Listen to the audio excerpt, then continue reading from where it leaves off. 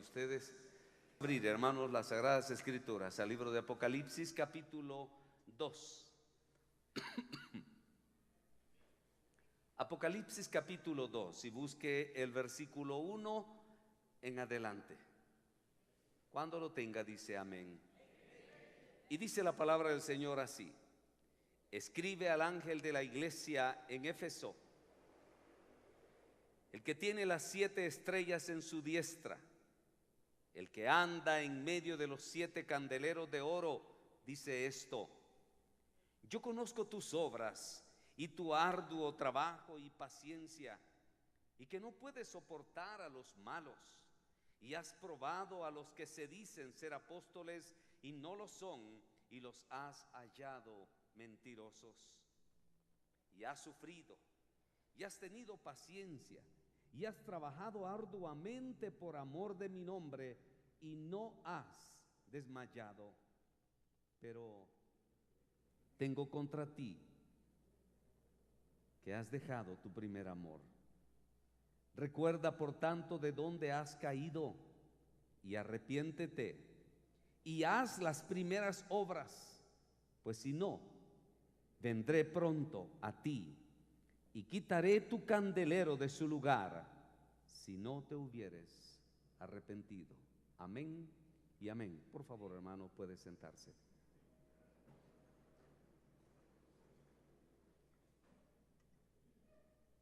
Coincidentemente toca el libro de Apocalipsis. Ya terminé la serie de enseñanzas, así que esto, obviamente, todo está concatenado y enlazado con las profecías del Señor, pero en este caso, el título de esta enseñanza le he querido poner el síndrome de Éfeso. ¿Qué quiere decir síndrome? Síndrome es un mal, es una enfermedad, es cualquier enfermedad infectocontagiosa que puede comenzar a propagarse, que comienza siendo algo pequeño, algo chiquito, pero comienza a expandirse y a ir ganando territorio y a ir expandiéndose y formándose toda una pandemia. Cuando hablamos de un síndrome de Éfeso, quiero comenzar diciéndoles, hermanos, que la iglesia de Éfeso fue la iglesia cuyo nombre es exactamente y adecuada a ella. Sus cualidades, sus virtudes, sus orígenes encajan perfectamente en el término Éfeso. Porque la palabra Éfeso en el griego quiere decir deseable o deseada. La iglesia de Éfeso era exactamente como su nombre lo dice. Era la iglesia deseada. Tenía todas las virtudes y cualidades que Dios podía haberse imaginado para proyectarse como quería Él que fuera su iglesia. Y Éfeso tuvo esa virtud. Y por eso el primer mensaje a las 7 dispensaciones que hay en el libro de Apocalipsis es dirigido en primer lugar a la iglesia de Éfeso. Geográficamente hablando, Éfeso era una ciudad costera. Era una ciudad, Éfeso. Y su nombre, pues diríamos no coincidentemente, porque en Dios no hay coincidencias, sino que Dios selecciona a este lugar para comenzar allí las 7 dispensaciones, o mejor dicho, los 7 mensajes dirigidos a las 7 dispensaciones que iban a distinguir las etapas progresivas, ya sea degenerativas o progresivas de la iglesia en el curso de toda la historia. Comenzando por Éfeso y terminando por ¿cuál? La Odisea. Éfeso entonces comienza como la iglesia deseada, y sus virtudes y sus cualidades eran reconocidas por Dios, y Dios se las reconoce aquí en el libro. Por ejemplo, le dice: yo conozco tus obras y tu arduo trabajo y tu paciencia. No le dice el Señor: yo conozco tu filosofía, Yo conozco que tienes un buen y una buena capacidad de razonamiento espiritual. Yo conozco que tú tienes unos bonitos escritos. No, dice, yo conozco tus obras. Era una iglesia dinámica, era una iglesia activa, era una iglesia productiva, era una iglesia tremenda en testimonios, en poder, en virtudes. Yo conozco tus obras. Era una iglesia, hermano, virtuosa.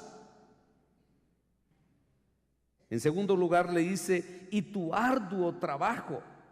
Al decir arduo es que no había nada que la limitara. Por muy complicado, por muy pesado, por muy difícil, ellos no le ponían limitaciones a ninguna actividad espiritual que ellos quisieran hacer.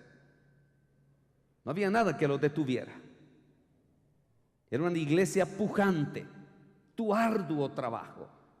No había nada que lo que impidiera. Aquella iglesia iniciaba con el poder de la unción del Espíritu Santo, y ellas invadían cualquier lugar donde ellos iban. La palabra del Señor iba arrasando los rincones donde ellos fueran, donde ellos eran dispersados, donde ellos eran mandados. Ellos iban anunciando el Evangelio del Señor Jesucristo. Era una iglesia pujante.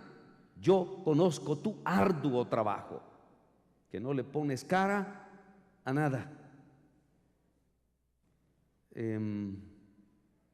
Así somos. Somos así nosotros.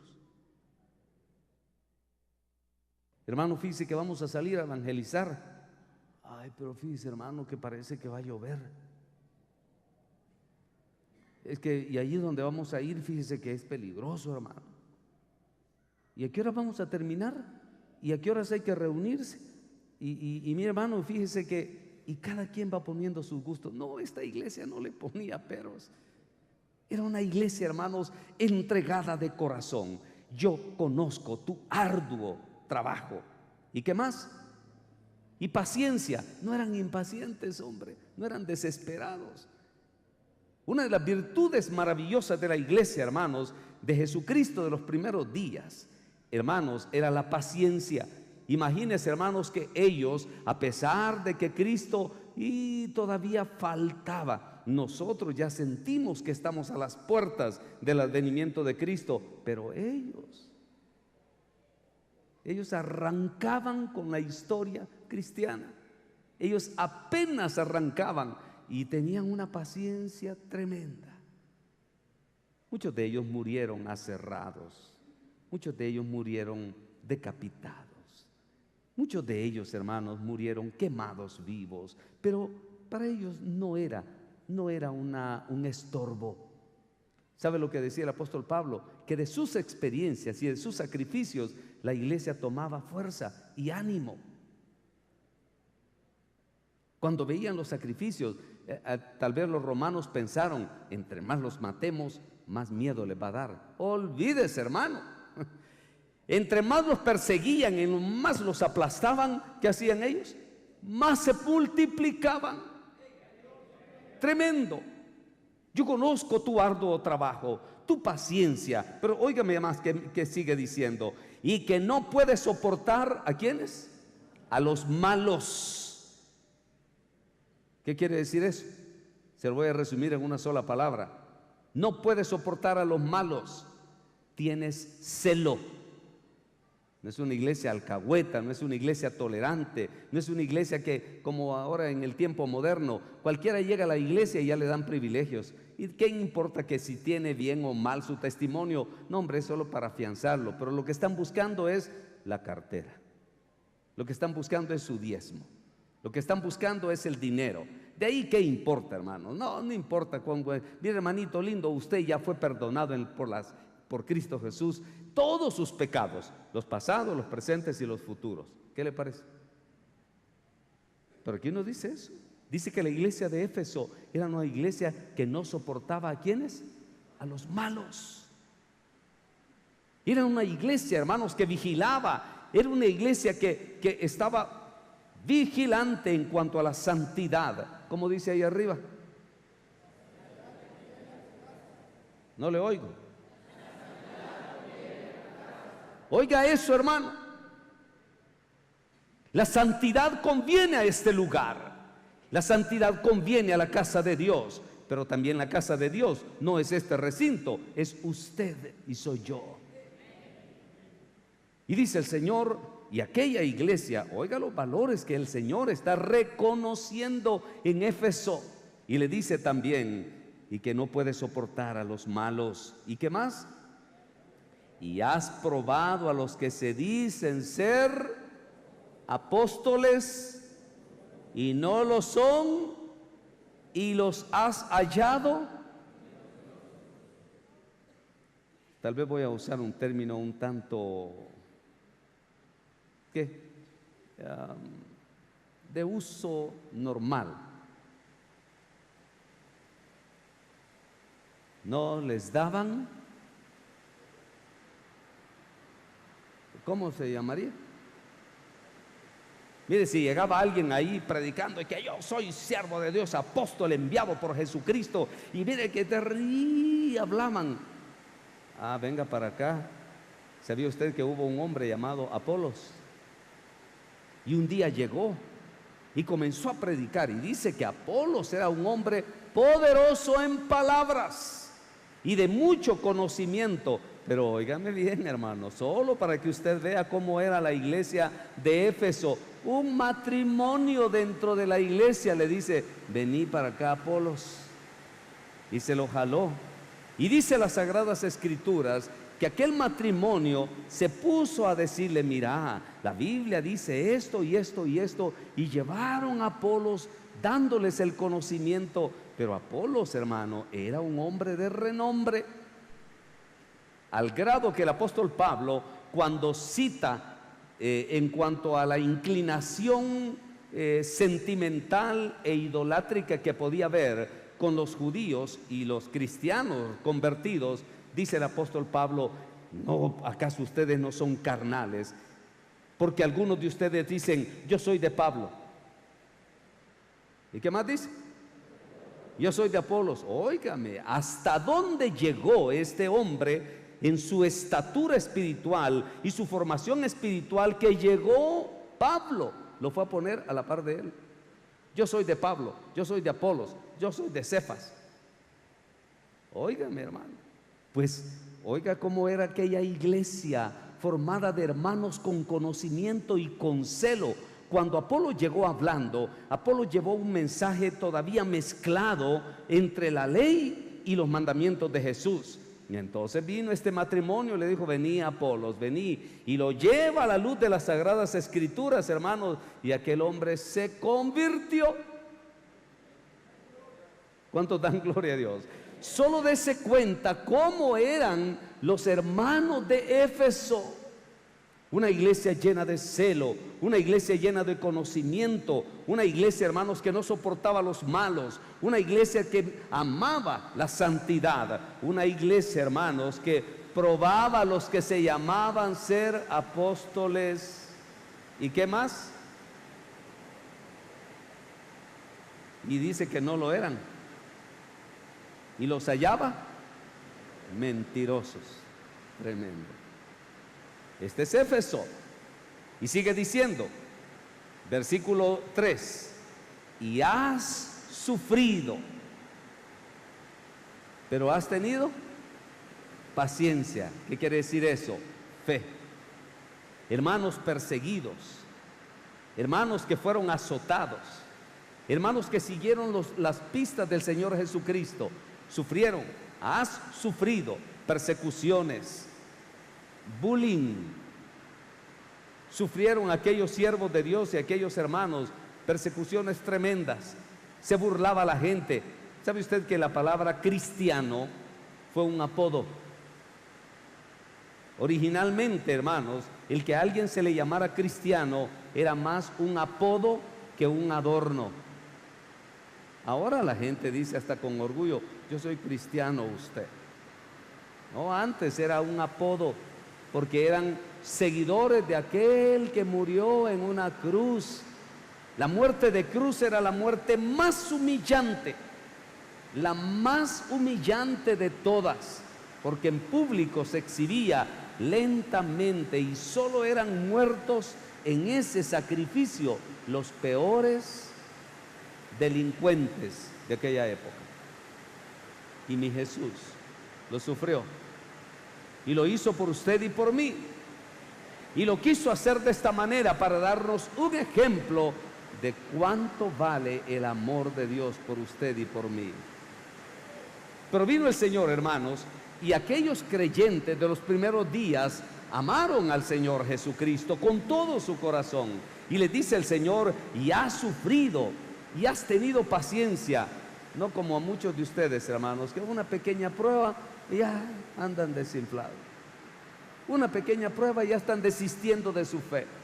Una pequeña prueba y ya sienten demasiado complicado el camino y andan buscando opciones, andan buscando alternativas. Algunos prefieren irse, otros prefieren hacer pruebas por otro lado. Por eso el Señor Jesús dice que solo los valientes son los que arrebatan el reino de los cielos. Pero oiga lo que sigue diciendo. Estoy describiendo la iglesia deseable, la iglesia ideal para Dios. Y dice: y has tenido paciencia y has trabajado, ¿cómo? Arduamente. Eso el término arduo quiere decir de manera incansable, de manera que no pierdes el ánimo. Arduamente es aquel trabajo con empeño, con dedicación, no como aquellos que comienzan y sí, hagamos esto y lo otro, y conforme se va volviendo más pesado y más difícil, van bajando la intensidad de su entrega. No. Aquellos cristianos, hermanos, le dice: has trabajado arduamente. Pero ¿cuál era el motor que los movía? No lo oigo. Por amor, ¿qué? De mi nombre. ¿Cuántos dan gloria a Dios? Hermanos, era un pueblo lleno del amor de Dios. No andaban buscando beneficios personales para ir a hacer algo. No andaban buscando, ¿y cuánto nos van a dar? ¿Y nos van a ayudar? ¿Y será que nos van a dar de comer? Eran hermanos que no andaban pensando en sus beneficios.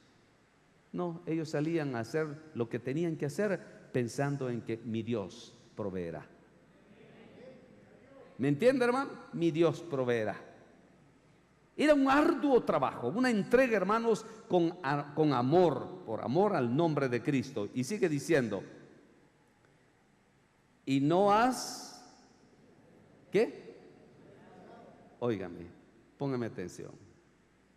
Y no has, ¿qué? Desmayado. Hasta aquí todo va como bien. ¿Cuántos quieren ser de Éfeso? Y de todo lo que yo he descrito, ¿cómo se siente usted? ¿Se siente de Éfeso? Ahí se anubó Menes. ¿Se siente usted de Éfeso o mejor, hermano Saúl, déjeme pensarlo? Porque cuando dije, bueno, todo esto está describiendo la iglesia de Éfeso, oí un amén nutrido, pero cuando dije ustedes, es de esto, aquí. ¿Cuántos de Éfeso tengo yo aquí?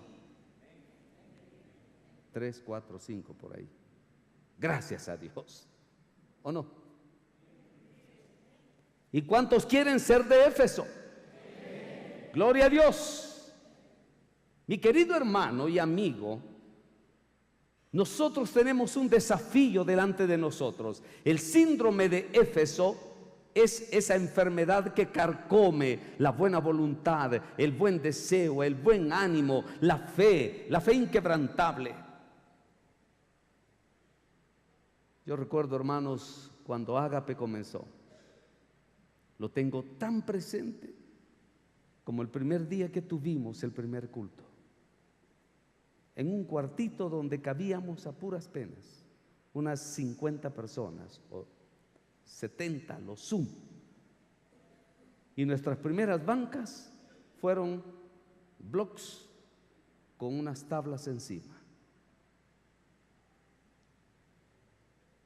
Había que bajar unas gradas, estaba en la zona 4. Hay que bajar unas gradas y allí comenzó esta iglesia, Ágape. Usted no tiene idea, hermanos, cuando se oraba antes de los cultos, habían unos clamores que derraman, de veras, uno derramaba su espíritu y su alma allí. Éramos un grupito, los que íbamos a salir de la iglesia Nazaret, la que está sobre la avenida Bolívar, los que habíamos recibido la unción de Dios y los que fuimos tocados por el Espíritu Santo sin que hubiera ningún pentecostal estimulándonos.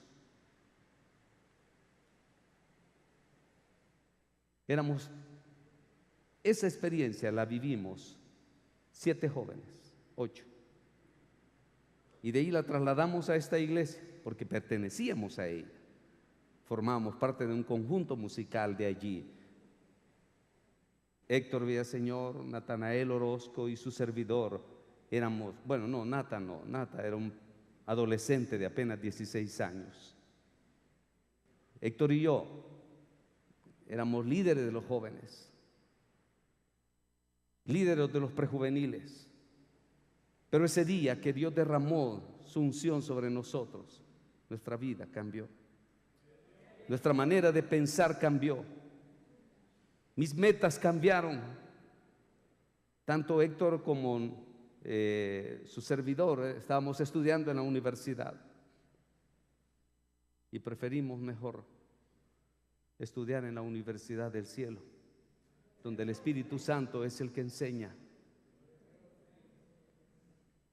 Pero, hermanos, recuerdo muy bien cuando Dios nos llamó, cuando Dios nos selló. Recuerdo muy bien cuántas experiencias hubieron tremendas, donde yo vi la mano de Dios, sanando enfermos, derramando Espíritu Santo, liberando endemoniados. Vimos tantas cosas maravillosas y lo tengo presente. Han transcurrido 37 años de aquella experiencia. Y lo que yo le suplico a mi Señor es que no se apague el fuego en mi corazón. Que ese fuego que un día el Señor encendió, siendo un muchacho, siendo un joven de apenas 24 años y medio, que no se apague nunca. Y que el día que Dios permita que mis ojos se cierren para que no se abran más sobre esta tierra y los abra en la presencia de Él, siga teniendo el ánimo y el deseo de servir a mi Salvador. Hermano, yo he visto desfilar miles, cientos de personas en esta iglesia y tienen un despegue vertiginoso y tienen ellos un llamado y hablan lenguas y ven visiones e interpretan lenguas, y los he visto evangelizar y los he visto con privilegios muy importantes dentro de la iglesia. Pero ¿dónde están ahorita?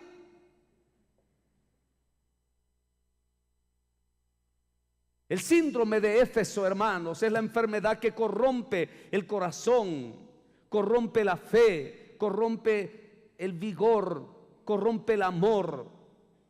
Usted pudo haber comenzado con mucho ánimo y con mucho deseo, pero conforme pasan los años, usted se va acomodando a una vida trivial, litúrgica, rutinaria, y va perdiendo el sentimiento de amar y de servir a Cristo.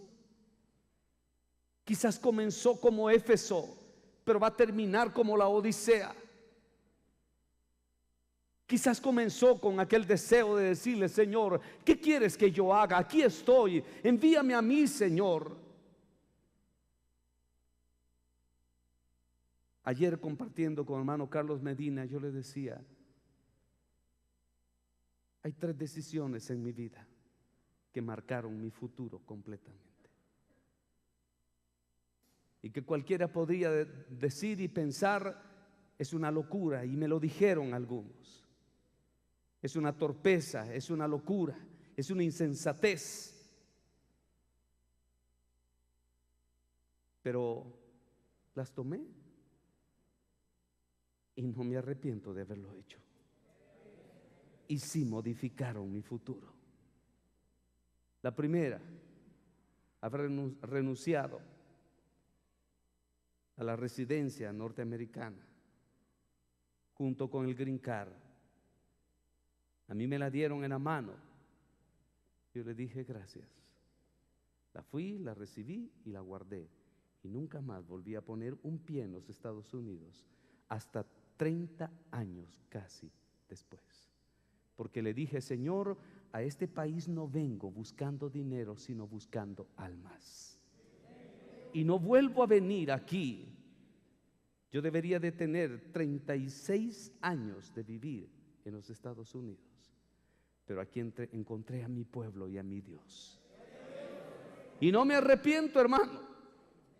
No me siento frustrado de decir, sí, la hombre allá estaría mejor, allá tal vez estaría, porque la mayoría de mis hermanos están allá. Son nacionalizados. Mi madre era nacionalizada. Alguien me dijo, ¿y qué haces aquí entonces? Sirviendo a mi Salvador. Y esa es mi delicia. ¿Me entiende, hermano? Y no me arrepiento de haber tomado esa decisión. No debería de estar acá. Segunda, haber renunciado a mis estudios universitarios y haber dicho, ya no quiero seguir metiendo basura en mi mente. Por eso tenían razón cuando me decían, a vos te lavaron el coco. Amén. Y lo hicieron bien. Y lo hicieron bien, hermano. Porque preferí que Cristo llenara su conocimiento en mí y desahuciara el conocimiento humano. Hermano, y el tercero, la decisión de haber renunciado a mi posición económica y social. Haber preferido renunciar a aquel puesto de gerente de producción de una empresa donde mi hermano era socio y tenía todas las granjerías que yo podía pensar. Pero el Señor me dijo, Saúl, renuncia. Y yo le creí y lo hice. Y pasé un periodo de pobreza como usted no tiene idea, de escasez como usted no tiene idea, contando los centavos para que me alcanzara el bus. Pero no me arrepiento. Y me dijeron, sos loco, estás loco. Mi hermano me dio una maltratada esa vez, como usted no tiene idea, porque en sesión de junta directiva yo expuse la razón. Y me dice el socio mayorista, Saúl, ¿y en qué peca usted al estar aquí en esta empresa? Dígame dónde está el pecado. ¿Cuál es su pecado? Es que yo no he dicho que esté pecando, simplemente he dicho que Dios me llama a servirle. Entonces sirva al hombre aquí y vaya y sirva a su Dios allá. No, es que él me ha dicho que yo renuncie. Y aquel hombre se suelta. Y viene mi hermano y me, ya, mire hermanos, eso fue serio. Pero 3 decisiones que cambiaron mi futuro. Y no me arrepiento. Y la sigo sosteniendo. Y si se los comparto ahora es porque coincide con la enseñanza. A Dios sea la gloria. A Él sea el honor por los siglos de los siglos. Hermano, no pierda el fervor, no pierda el amor, no pierda ese ánimo que lo impulsa. Yo siento la misma fuerza del día que Cristo me llamó a servirle, como lo siento hoy. Cuando presido, cuando predico, cuando comparto, quiero hacerlo como que de veras es cierto que mi Dios es real, porque lo es. ¿Me entiende, hermano? Y no me avergüenzo de dar testimonio ante gente de cunas con almohadas de plumas y cunas de oro. No me avergüenzo del evangelio, porque es poder de Dios. ¿Cuántos dan gloria a Dios? Hermano, no baje la guardia. Hermano, no pierda el fervor. Hermano, sienta como que si este día es el primer día que conoció a Cristo.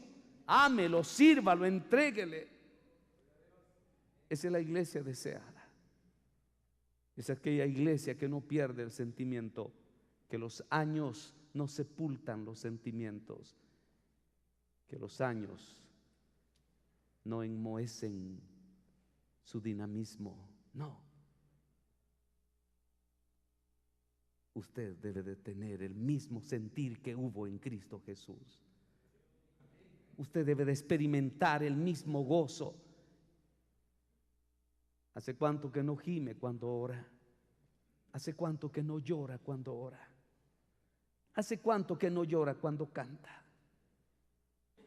Es que ella canta por liturgia, es que ella canta por cultura, es que ella canta ¿por qué? Por rutina, pero no canta con sentimiento. Ya no le pone sentido y corazón a lo que hace para Cristo. No, ya lo hace de manera profesional. A Dios no le interesan profesionales, a Dios les interesa corazones sensibles, que amen y sirvan a su Salvador. ¿Me está entendiendo, hermano? No se pierda en el horizonte del tiempo y usted vea para atrás. Sí, antes yo hacía esto, antes yo servía, sí, yo recuerdo que antes, sí, no, hombre, ¿y por qué está tan lejos el antes? Actualice sus sentimientos. Este es el día que hizo el Señor, me gozaré y me alegraré en Él. Aleluya. Cristo no ha cambiado. El que cambia es uno. Cristo no ha cambiado. El que modifica su forma de vivir y de actuar es uno. Y va perdiendo quilates, su fe va perdiendo brillo, su fe va perdiendo poder, su fe va perdiendo unción. Y ya resulta más fácil confiar en el hombre que confiar en Dios. Ya resulta más cómodo salir corriendo al médico que salir corriendo al pie de la cruz de Cristo y buscar su amparo. Nos vamos volviendo demasiado profesionales y vamos perdiendo el sentimiento. El síndrome de Éfeso invade la iglesia del siglo XXI. Muchos de ellos pueden decir las cosas buenas que hicieron en el pasado, pero Dios no tiene una iglesia del pasado, Dios tiene una iglesia del presente. Hoy, si oyereis, Dios es un Dios ¿de cuándo? De hoy. El ayer no importa, el ayer pasó. Usted no se haga usted que así se sienta grande, glorioso por lo que hizo ayer. Si lo que hizo ayer ya pasó, hombre. Si lo que hizo ayer pasó, por eso se llama pasado. Las cosas viejas, ¿cómo deben de ser? Nuevas todos los días. ¿Sabe lo que decía el salmista David? Nuevas son cada mañana tus misericordias, oh Dios. Aleluya. Usted no se gloríe de las cosas pasadas. Eso es un poquito falto de entendimiento. El que se gloría de lo que hizo en el pasado, créame, hermano, es un poquito falto de entendimiento. Ya pasó. Ya pasó. Modernícese, actualícese. ¿Me está entendiendo lo que le digo? Tal vez usted todavía está con aquellos raditos que eran monos, pero cuando le digo monos es que no era primate, sino que no eran estéreo, sino eran monos, aquellos raditos que a puras penas se oía.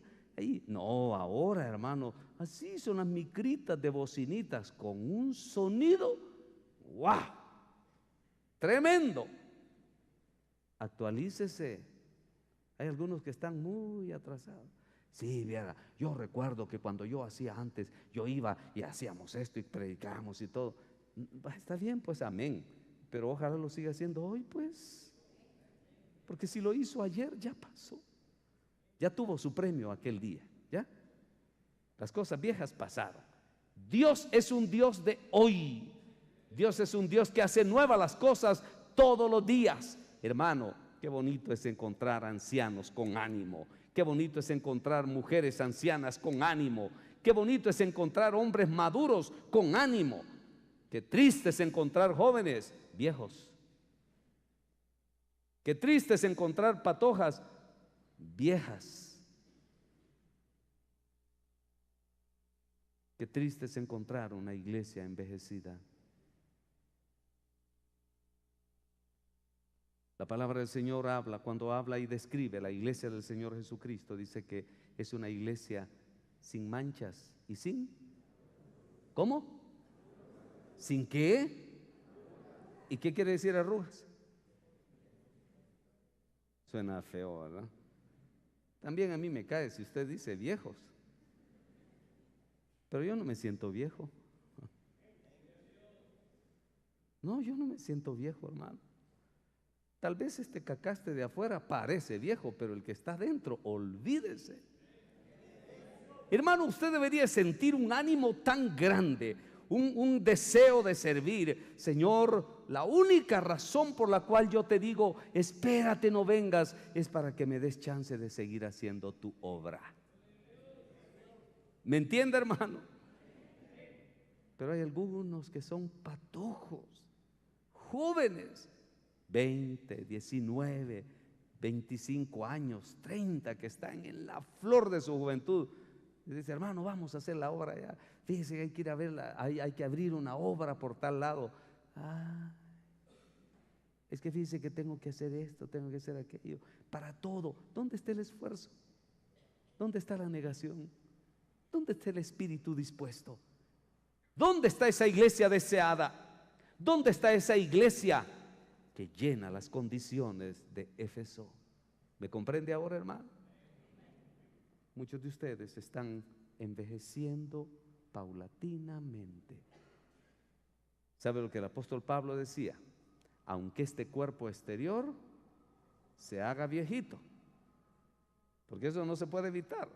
Aunque este cuerpo exterior se desgaste, ¿cómo dice Pablo? No obstante el interior, ¿qué pasa con él? ¿Cómo? ¿Cuántos? Óigame, se renueva. ¿Cuándo dice? Qué cosa más linda, hermano. Todos los días me voy renovando en el Espíritu de Dios. Todos los días, hermanos, es aquello que usted no debe de perder fuerza, no debe de perder impulso. Yo conozco tu arduo trabajo. Yo conozco tu paciencia. Yo conozco, ¿qué más dice? Tu sufrimiento, pero has tenido paciencia. Yo conozco tu negación. Óigame, todo eso se da a entender. Pero dice el Señor, verso 4, pero tengo contra ti, ¿que qué? Que has dejado tu primer amor. Todo lo que había dicho el Señor de Éfeso era precioso, hermoso, impresionante. Su trabajo, su negación, su paciencia, su amor, su sacrificio, todo era precioso. Pero, aparece el pero. Estaba enferma. Habían pasado los años. Y aquella iglesia se enfermó. Y el síndrome contaminó su corazón. Pero tengo contra ti que has dejado, ¿qué? Tu primer amor. Ahora, óigame bien, no le dice has dejado el amor, sino que le dijo, has dejado ¿qué? Tu primer amor. Como quien dice, está bien, me seguís amando, pero ahora ya me amás de una manera muy, ¿cómo? Calculadora, medida. Ya me amás pensando mucho en qué me vas a dar, no me vas a dar, cuándo me vas a dar. No, en cambio en el primer amor, ¿cómo era? Hermano, en el primer amor ahí no había barrera de nada, de nada. Si había que levantarse a las 2 de la mañana para ir a hacer algo, allá íbamos. Si había que desvelarse toda la noche por amor a Cristo, allá íbamos. Muchos de ustedes tomaron decisiones radicales en su vida. Muchos de ustedes tomaron decisiones valiosas en su vida. Ese era el primer amor, aquel amor cargado de sentimientos, de decisiones, un amor fuerte, sano, poderoso. Entonces le dice el Señor, pero has dejado tu primer amor. Verso 5, y le hace la advertencia, y óigame, recuerda por tanto de dónde has caído. ¿Y qué le dice? Y arrepiéntete y haz, ¿qué cosa? Óigame, hermano, Dios nos está llamando a hacer las primeras obras, hacer como hacías antes. No me vengas contando lo que hacías, volvélo a hacer. ¿Me entiende, hermano? No me vengas con el cuento, sí, yo antes, hermano, viera qué tremendo, yo antes. No, hombre, no, ya no me contés, mejor contame lo que hiciste ayer o la semana pasada. ¿Me comprende, hermano? ¿Para qué estar contando lo que hizo allá? No, hombre. Y le dice el Señor, mejor haz las primeras obras. Pues, si no, ¿qué dice? Vendré pronto a ti y quitaré tu candelero de su lugar, si no te hubieras arrepentido. Eso del candelero habla, hermanos, de la presencia o de la seguridad de estar de la presencia de Dios como un llamado y un escogido. La luz. Los candeleros se usaban ¿para qué? Para alumbrar. Entonces, como quien dice, quitaré tu candelero, te vas a apagar. Eso es lo que va a pasar contigo. Quitaré tu candelero, porque yo ¿para qué quiero un candelero que se jacta de la luz tremenda que daba antes? Si ahorita ¿qué? Ya no da luz. ¿De qué me sirve un candelero? Viera usted qué luzona la que este candelero daba antes. Usted, viera, mire, esto alumbraba, pero tremendo. Sí, pero ¿y ahora qué? No, hombre, es que eso era antes. Sí, pero ¿y ahora qué? ¿Me está entendiendo? Antes de que su luz se apague, antes de que se extinga, antes de que Dios quite, mejor humillémonos delante de Dios. Y dígale, Señor, yo quiero hacer esas primeras obras. Reconozco, Señor, que he ido perdiendo intensidad. Ya me cuesta más orar, ya me cuesta más ayunar, ya me cuesta más salir a los evangelismos, ya me cuesta más vigilar, ya me cuesta más, Señor, leer tu palabra. Antes yo recuerdo que, miren, hermanos, yo en 8 meses me leí toda la Biblia cuando me convertí por primera vez, cuando conocí a Cristo. Ahí tengo esa Biblia viejita, la fecha en que comencé y la fecha en que terminé. En 8 meses me leí toda la Biblia. Ahora yo le doy la gloria a Dios porque sigo leyendo, no paro. Solo que ahora me tardo un poquito más, ya no en 8 meses. Ahora ya ni cuento el tiempo que me tardo porque la vuelvo a comenzar. Llego a Apocalipsis y me voy otra vez a Génesis. Ya voy de nuevo. Ahora ya voy por Proverbios y me deleito en los Proverbios otra vez. Y me viene a refrescar Proverbios que había leído pues no sé cuánto. Y estoy allí y yo sé que voy a llegar a Apocalipsis y lo voy a volver a comenzar. No me pregunte cuántas veces la he leído porque no me importa. Lo que me importa es que me fascina leerla.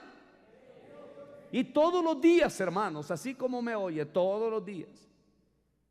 El día que no lo hago, siento que como que no comí, como que algo me hizo falta. Hermano, va perdiendo intensidad su luz, se puede apagar. Cristo puede quitar el candelero. ¿De qué le sirve al Señor un montón de candeleros si ya no alumbran? ¿De qué le sirve al Señor tener un montón. Puede ser un candelero de oro, se jacta que usted tiene talladuras de oro con incrustaciones de plata, es guapo, es simpático. Hay algunos hermanos que tienen buen porte, elegantes, simpáticos, guapos, sí, pero ya no dan luz. Así que prefiero que sea un candelero de aquellos chuequitos, feitos, pero que alumbre. ¿Me entiende, hermano? Que alumbre. Y para concluir, hermanos, vayámonos ahí al libro de Hebreos. Váyase ahí atrasito al libro de Hebreos.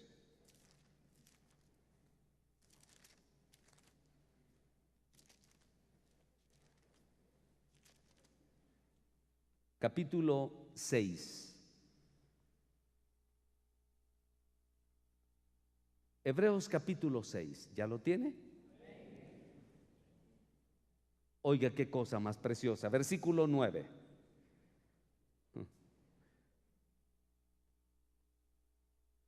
A Dios sea la gloria. Dice el verso 9: pero en cuanto a vosotros, oh amados, estamos persuadidos. Esta palabra persuadidos quiere decir estamos convencidos. ¿De qué? De cosas mejores y que pertenecen a la salvación. Aunque hablamos así, como quien dice, pues estamos hablando como hombres, no como algo que ya lo tenemos, sino que estamos hablando como algo que está por venir. Pero yo estoy seguro de eso. Estoy convencido de eso. Versículo 10. Porque Dios no es injusto para olvidar vuestra obra y el trabajo de amor que habéis mostrado hacia su nombre, que habiendo servido a los santos. Ahí está hablando en pasado. Pero luego, ¿qué dice? Ajá, no se queda habiéndole servido. Qué triste hubiera sido que hubiera dicho habiéndole servido. Ya ve, hermano Saúl, mire, el Señor valora el pasado. Ya ve que Él va a recompensar lo que hicimos en el pasado. No, como ya conoce el corazón del hombre mejor, el Espíritu Santo complementa la oración. Habiendo servido a los santos, pero luego dice ¿qué? Y sirviéndoles aún, como quien dice, no bajes el ritmo, no bajes el espíritu, no bajes tu entrega. Pero oiga lo que sigue diciendo, hermanos, y póngale atención. Verso 11. Pero deseamos que cada uno de vosotros, ¿qué? Muestre la misma, ¿qué? Solicitud. ¿Hasta cuándo? Oiga, hermano. ¿Y qué quiere decir eso? Muestre la misma solicitud, la misma presteza, la misma dedicación, la misma entrega, el mismo espíritu, el mismo, ¿qué más? Amor, alegría, ¿qué? Convicción, etcétera, etcétera. Hay algunos que uno los ve como aquellos cristianos que ya están gordos, pero gordos. Perdón por el ejemplo que pongo, pero no estoy aludiendo a nadie en particular, pero entre una persona esbelta y delgada y una persona gorda, ¿quién gana una carrera?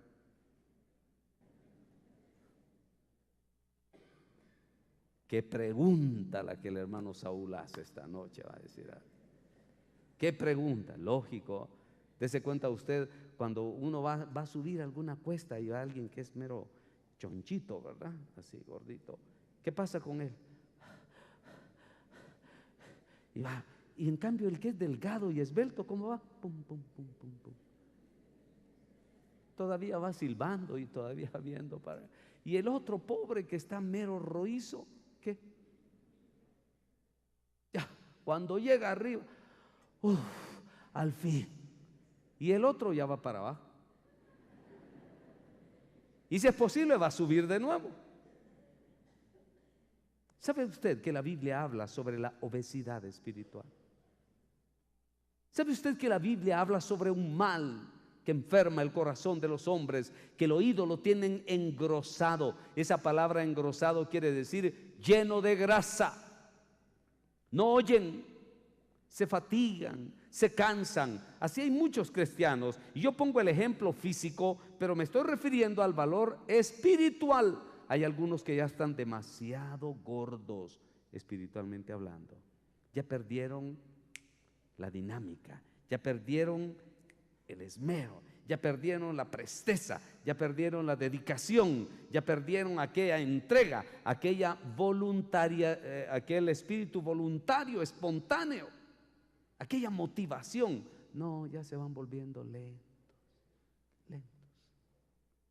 No, ya. Hermano, vamos a tal parte. Voy a pensarlo. Hermano, ¿por qué no hacemos? Mire, vamos, ya que fíjense que ya hay una aldea donde necesitan de Cristo. Hay que pensarlo, hermano. Hay que pensarlo. ¿Cómo éramos al principio? Heme aquí, Señor, ¿qué quieres que yo haga? Y si es posible, primero lo iba a hacer y después le decía, aquí está, Señor. Así como los siervos de David, ¿verdad? David dijo, ¿quién me diera de beber del pozo de Belén? Habían unos soldados de él, hermano, que eran, pero mire, tremendos para la guerra. Solo lo oyeron, ni siquiera le fueron a decir a David, Señor, ¿de veras tú quieres esto? No, no, no, solo lo oyeron, allá iban, vos vas conmigo, vos también. Total es que se pusieron de acuerdo algunos y se fueron, hermano. Al rato venían de regreso, pero ¿sabe usted por qué fue algo heroico lo que hicieron? Porque el pozo de Belén estaba en medio del ejército filisteo. Y para ir a sacar agua de ese pozo había que enfrentarse al ejército filisteo y poder sacar agua. Cuando le llevaron a David y le dicen, Señor, aquí está el agua que tú pediste. ¿Qué? Yo no pedí nada. No, yo solo dije quién me diera, pero Señor, aquí está. David se conmovió. ¿Sabe qué dijo David? No soy digno de beber. Señor, te lo ofrezco en sacrificio, porque esta es la sangre de mis hombres. Y la derramó para la gloria de Dios. Esos soldados, así, mire, hermano, prestos, listos, no. Pero la iglesia del siglo XXI se vuelve una iglesia lenta, va perdiendo vigor, va perdiendo ánimo. El síndrome ¿de quién? De Éfeso le está entrando. Hay un término que usamos aquí algunas veces cuando vemos que hay algunas actitudes que ya parecen de anciano. ¿Sabe qué le dicen unos a otros? Usted ya le está entrando la polilla, le dice. ¿Verdad que sí dice? Ya le está entrando la polilla, porque ya se está volviendo así lento. No deje que la polilla del diablo le entre a su vida espiritual. No permita que Satanás le quite el ánimo, el vigor, el deseo, hermano. Si usted ya tiene el pelo blanco, pues ¿qué importa? No se lo pinte. Así, úselo con satisfacción. Y ojalá usted sea un ejemplo para los jóvenes. Ojalá usted, hermano, con sus cabellos blancos que marcan la edad, la experiencia y la perseverancia, inspire a jóvenes a que se impulsen a servir a Dios también. ¿Me entiende, hermano? No deje que la polilla infecte y afecte el espíritu de la disposición de servir a Dios. Y por último, dice el apóstol Pablo, versículo 12. Vuelvo a leer el 11 para que lo amarremos. Pero deseamos que cada uno de vosotros muestre la misma solicitud. ¿Hasta cuándo? Hasta el fin. Ahora lea lo que sigue. ¿Qué dice? Oiga lo que acaba de leer, hermano. Para plena, ¿qué? Certeza ¿de qué? De la esperanza. Hermano, si usted es de aquellos que tienen esa solicitud, la misma del principio hasta el fin. Usted no dude, hermano, yo sé que mi Redentor vive y que aún deshecha está mi carne. Con mis ojos he de ver a mi Salvador. Yo lo voy a ver con mis ojos. Pero si usted, hermano, anda con una vida cristiana floja, ambigua, cargada de contaminaciones, siguiendo las pasiones de este mundo y andando detrás de las cosas de este mundo, discúlpeme, hermano, usted de aquellos que quizás diría: Señor, no vengas hoy, Señor, no vayas a venir hoy. En cambio, el que sabe lo que tiene y sabe cómo ama a Cristo, puede decir con todo su corazón: ven, Señor Jesús. Y tu iglesia dice: ven. Y tu pueblo dice: ven. Y el Espíritu dice: ven, Señor. ¿Cómo está usted? ¿Ya le entró el síndrome de Éfeso? Ahora que tengo mis queridos pastores aquí, ¿cómo está su iglesia? ¿Es una iglesia enferma con el síndrome de Éfeso? ¿Cómo está su pueblo, hermano? ¿Es un pueblo que ya está enfermo? ¿Ya le entró la polilla de los años? ¿O hay fervor?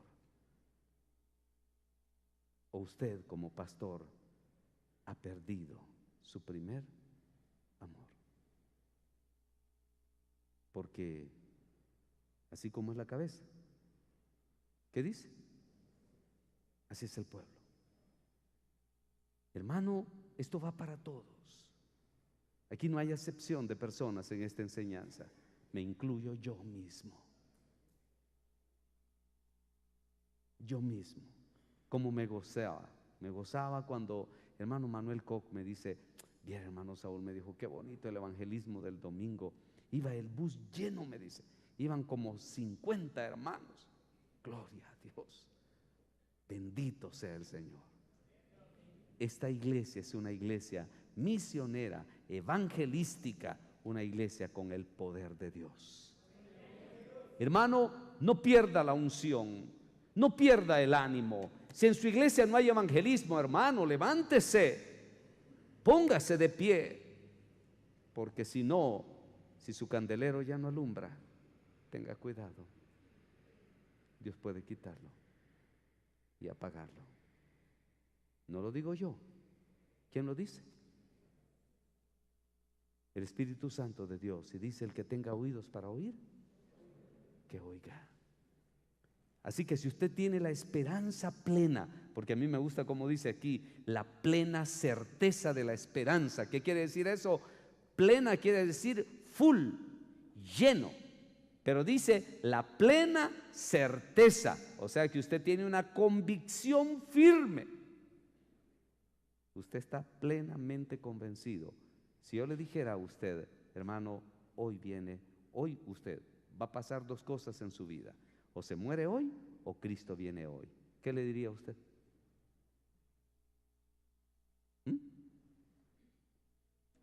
Amén, Señor, ven.